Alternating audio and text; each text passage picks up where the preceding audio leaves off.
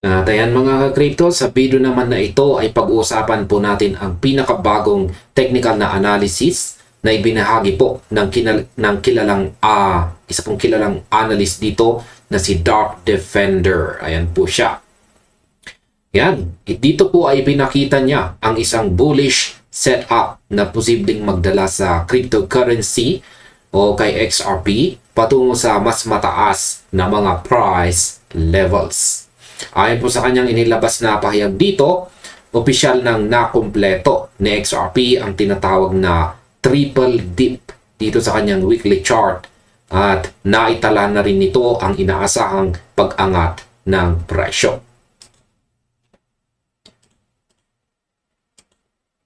Ayan, ang chart po na ibinahagi niya dito ay sumusubaybay po sa takbo ng presyo sa weekly time frame, kung saan ay binibigyang diin nito ang serye ng wave movements na binibigyang kahulugan bilang bahagi po ng isang mas malaking Elliott wave structure.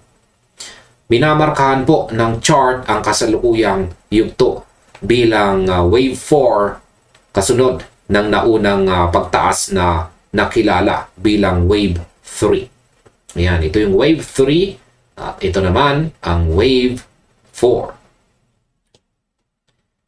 Ngayon, para sa akin, ang analysis ng mga ganitong structure ay nagbibigay po ng mas malinaw na pananaw sa galaw ng market. Ayon po sa pagsusuri, nakaranas sa XRP ng tatlong pagsubok, yan, or retest o dip sa panahon ng kamakailang pagbaba bago pa man magsimula ang inaabangang recovery. At ito po ay nagpapakita ng katatagan sa gitna ng mga pagsubok sa economy ng mga digital asset ngayong taong ito. At ngayon ay bakit po ba napakahalaga ng $1 support level sa kasalukuyan? Sa kasalukuyan, sa XRP ay makikita ang nakikipag-trade sa paligid po ng $1.07, habang ang $1 naman ay mahigpit po na tinutukoy bilang pangunahing support zone. Ayan. Ang analysis po ni Dark Defender dito ay naglagay din sa 85.40% Fibonacci level, malapit po sa 0.79. Yan, habang ang 100% naman ay 100% level, ayan po, ay nasa paligid naman ng presyong 0.93. Ayan, kitang-kita naman po dito sa kanyang chart. Ang kakayahan po ni XRP na manatili po sa ibabaw ng mga mahalagang antas, yan, mga price levels na ito, ayan, ay isa pong napakahalagang bahagi ng structure na ipinapakita po dito sa chart. Ipinapakita ng mga numerong ito na ang bawat galaw ng presyo ay dumadaan po sa masusing analysis upang matiyak na nananatili ang pundasyon ng pag-angat. Sa aking opinyon naman, ang pagpapanatili po ng halaga sa itaas ng $1 ay hindi lamang basta numerong teknikal, kundi isang mahalagang sinyalis ng tiwala mula sa mga investors. Kung mananatili po ang presyo sa itaas ng mga nabanggit na support zones, mas malaki po ang tsansa na maabot ang mga susunod na target na itinakda ng mga eksperto sa mga darating na linggo. Ngayon ay ano naman ang mga unang target na presyo bago po ito umabot sa double digits? Ayan, ang pinakamahalagang bahagi po ng pahayag ni Dark Defender ay nakapokus po sa kanyang mga inaasahang upside levels. Inilagay po niya sa kanyang chart ang 261.8% Fibonacci extension, malapit po sa presyong $5.85. Ayan, ito po. $5.85 sa 261.80%.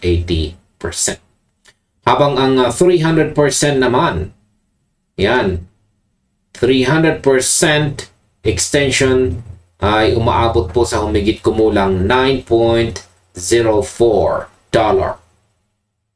Malinaw po niyang binigyang diin sa kanyang mensahe ng tinatawag na road to double digits ay kinabibilangan muna ng mga targets na $5.85 at saka $9 bilang mga unang hakbang.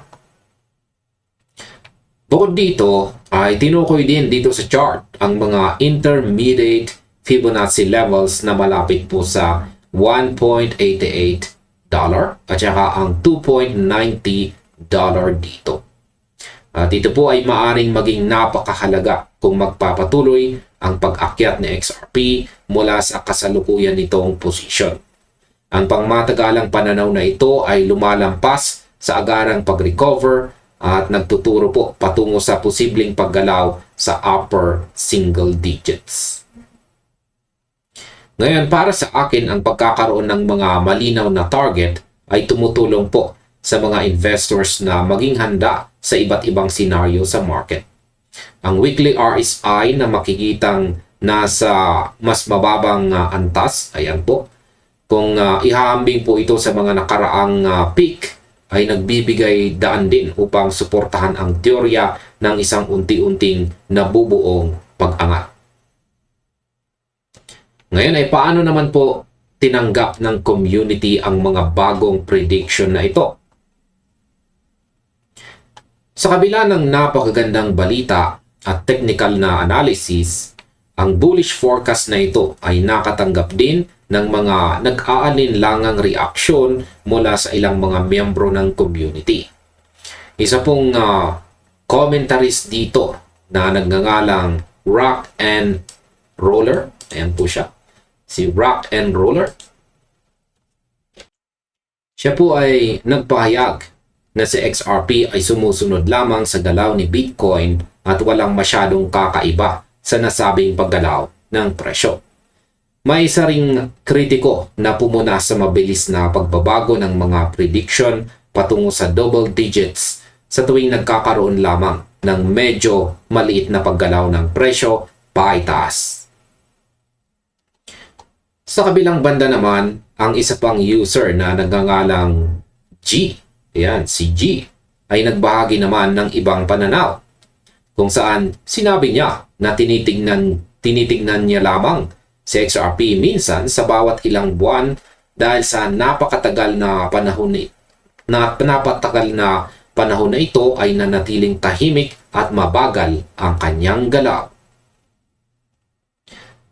At ayan mga ka-crypto, sa kabuuan, ayan, sa kabuuan, naniniwala ako na ang iba't ibang reaksyong ito ay bahagi po ng buhay sa loob ng crypto community.